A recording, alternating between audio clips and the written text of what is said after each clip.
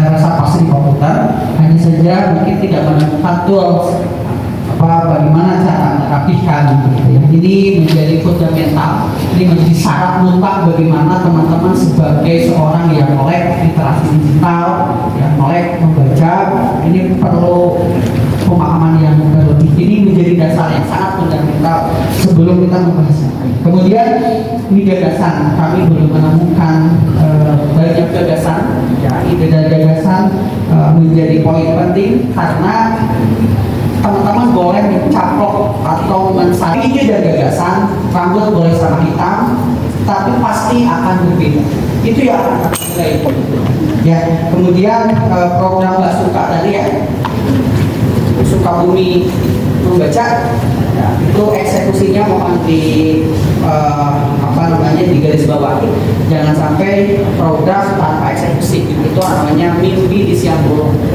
Kami belum menemukan real, makanya nanti kehabisan teori, tapi tidak memperdalam ini gagasan. Padahal bisa saja cara pelaksanaannya adalah bagaimana satu kampung itu diberikan begini. Itu gak. Kemudian Alfira Mutia Sani, teknik penulisannya sudah bagus. Di sini teman-teman saya belum memberikan insight mengenai teknik penulisan bahasa atau redaksi atau kata-kata word yang berbentuk atau saduran dari istilah asing itu berbeda.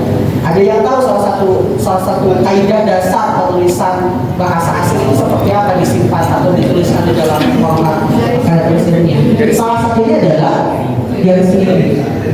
Dan ini ada beberapa kata yang tidak menggunakan garis miring, padahal itu adalah istilah asing.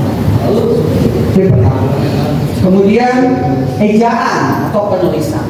Teman-teman mengirim kita ya dalam tanda kutip itu untuk dinilai, yang tidak ada pun diadakan, yang kurang pun ditambahkan, yang tidak bisa pun kita bisa akan menilai. Sedangkan 500 itu memudahkan teman-teman untuk meminimalisir kesalahan. Nah ini banyak dari tadi, karena ketemunya di sini ingatnya, ini typo. Apa sih bahasa formalnya typo? Jadi contoh selanjutnya, kayaknya sampai 3 kayak mantap. Itu kan bukan kaidah penulisan ilmiah. Teknik penulisan karya ilmiah itu adalah tidak boleh terdapat kata-kata yang karena beda ejaan, ada beda. Ini vokalnya konsonannya apa? I dan I. Tapi kalau pakai O, jadi tono. Oke. Dalam bahasa Arab lebih parah lagi, ya. Kalau menggunakan ejaan misalnya A dengan I itu jadi berbeda artinya. Ini menjadi sangat penting. Satu huruf bagi Anda mungkin tidak berarti, tapi bagaimana ketika Anda menuliskan PPK dengan PPPK itu berbeda. Bukan. Itulah pada tulis ilmiah kenapa ada batasan Anda menuliskan esai itu 300 atau 500 supaya Anda mampu menulis mencerna yang Anda tulis. Terus dibolak dibalik. Saya aja sampai hafal video-video teman-teman kan kami membaca terus menerus. Saya sampai tahu ada yang pakai tas ransel kan dan melihat mading ketika videonya itu kan kami lihat. Masa Anda yang mau dinilai kemudian tidak membaca apakah ada typo di sana, mana yang singkatan itu harus huruf besar atau bukan? Itu untuk semua. Oke. Kemudian gagasan juga sama, tadi ada gagasan tapi tidak terlalu detail ya. Dan sumber kan di PPT, Pak di PPT. Kalau saya lihat PPT, tapi kan penilaian awal kan hanya lihat di sini. Sumber rujukan itu menjadi sangat penting ketika itu ada karya tulis ilmiah. Kalau itu berbentuk cerpen, berbentuk narasi, artikel yang bukan karya ilmiah, Anda boleh bebas mengarang sebanyak. Alicia Siti Maulida, Anda sama sekali tidak menggunakan kaidah-kaidah penulisan karya ilmiah yang sudah dicanangkan dan digariskan oleh teman-teman di Anda tidak pakai spasi yang baik, Anda tidak menggunakan perataan gitu ya. Kemudian antara satu space dengan yang lain kan itu ada juga. Teman-teman harus tahu, Anda menjorokkan 1-2 huruf spasi untuk paragraf baru itu ada gagasan dan ada kaidahnya. Ya, itu juga perlu diperhatikan. menulis kata satu, dua, kemudian jadi A kecil, jadi B, itu juga ada karyanya.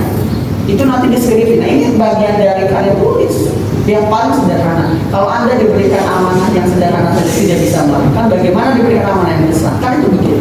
Jadi nanti boleh deskripsinya lebih bagus ketika karya tulis esai ini juga sudah bagus.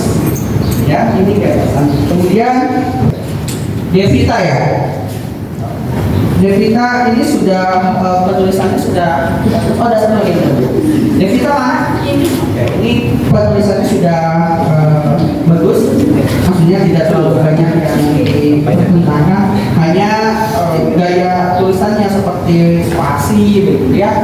Betul nggak Anda merasa bahwa Anda masih menggunakan spasi yang jauh banget? Jadi masih banyak spasi kertas, spasi kan? Itu tidak boleh.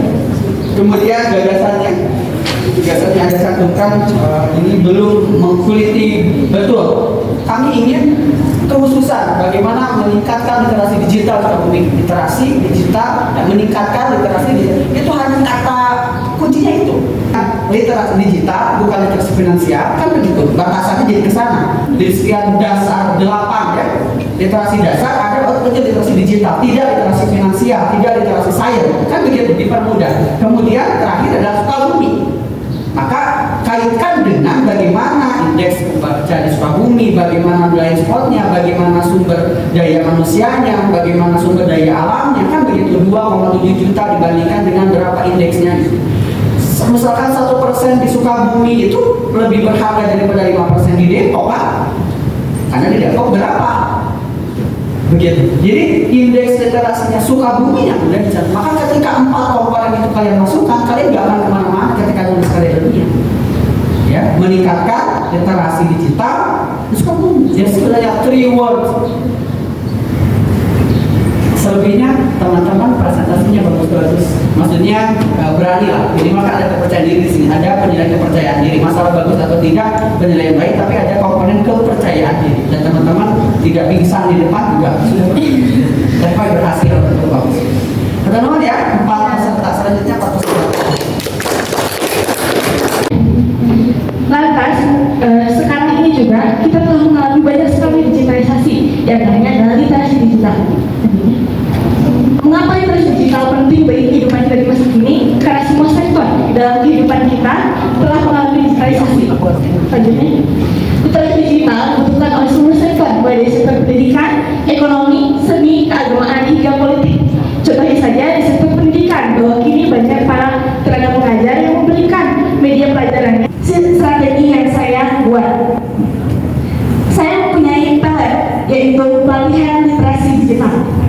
Selanjutnya, pelet ini memiliki strategi bahwa nantinya para masyarakat akan dikenalkan dan diberikan pemahaman mengenai literasi digital. Lalu selanjutnya masyarakat akan dikenalkan cara untuk memanfaatkan sistem literasi digital.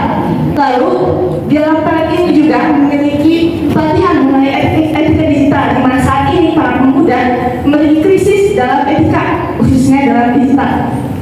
Selanjutnya ada pembinaan keterampilan dan kepekaan memberikan komentar ataupun memanfaatkan sistem digital. Selanjutnya yang terakhir ada literasi digital, di mana masyarakat nantinya ada kolaborasi literasi digital, di mana nanti masyarakat bisa mengkolaborasikan semua hal yang menjadi pekerjaan mereka ke dunia digital. Nanti sebab Anda Aulia Dwi Rahman.